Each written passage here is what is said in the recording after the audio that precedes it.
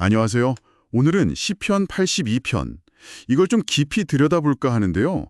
이게 권력, 책임, 그리고 정의에 대한 뭐랄까 아주 강렬한 메시지를 담고 있어요.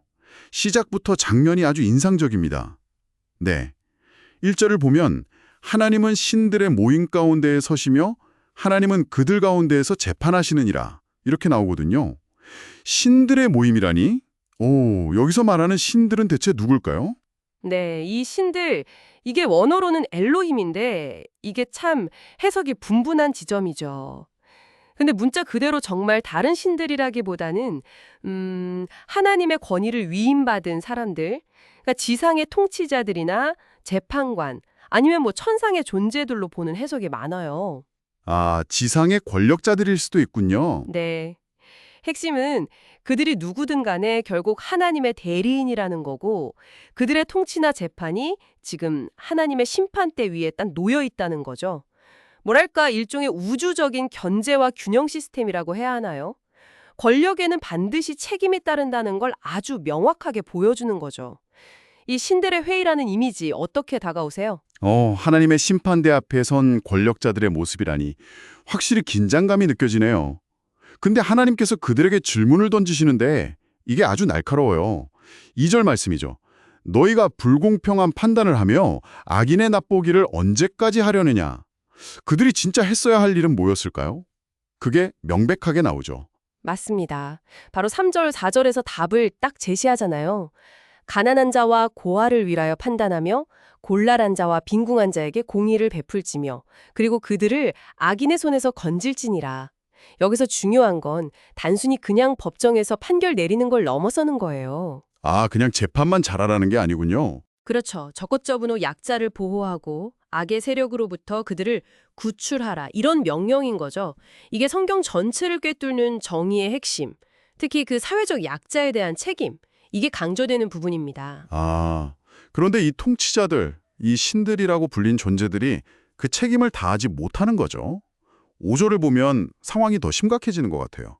그들은 알지도 못하고 깨닫지도 못하여 흑암 중에 왕래하니 땅의 모든 터가 흔들리도다. 와, 이 리더십의 무능과 불의가 현실 세계에 미치는 영향이 이렇게 크다는 건데 땅의 모든 터가 흔들린다는 이 표현. 와, 이거 어느 날에도 되게 생각할 거리를 주는 것 같아요. 정말 그렇죠.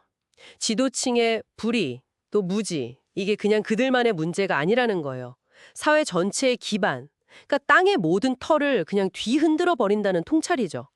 정의가 제대로 서지 않고 리더십이 길을 잃으면 사회 질서 자체가 무너지고 그 결과는 혼란과 불안정이라는 강력한 경고입니다.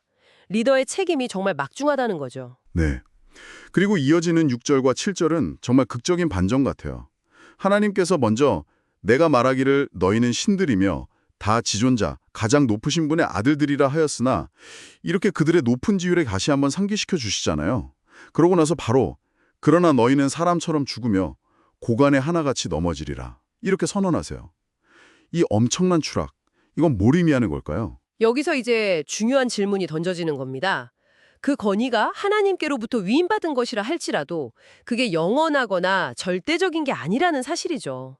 마치 신적인 존재처럼 여겨졌던 그들이라 해도 그 권력을 정의롭게 사용하지 못하면 결국에는 그냥 필멸의 존재, 보통 사람들과 똑같은 운명을 맞게 된다는 거예요. 아, 신처럼 여겨졌어도 결국은 사람처럼 죽는다. 네, 권력에는 반드시 책임이 따르고 그 책임을 다하지 못할 때는 그 지위마저 박탈될 수 있다는 아주 준엄한 경고인 셈이죠. 그렇군요.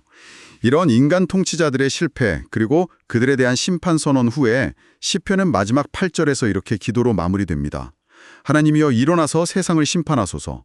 모든 나라가 주의 소유이기 때문이니이다. 이 간절한 기도는 뭘 말하고 싶은 걸까요?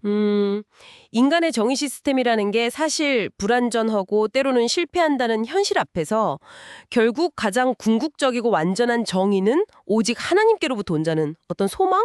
이걸 표현하는 거죠.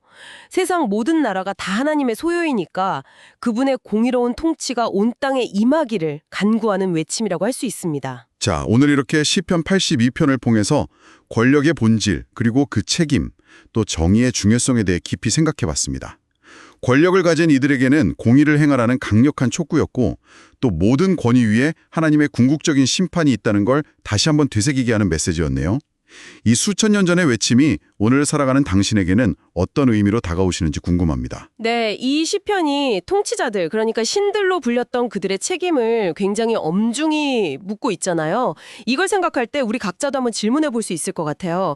내가 가진 영향력, 그 범위 안에서 나는 어떻게 약자를 위한 정의, 또 돌봄의 원칙을 실천하며 살아갈 수 있을까 하고요.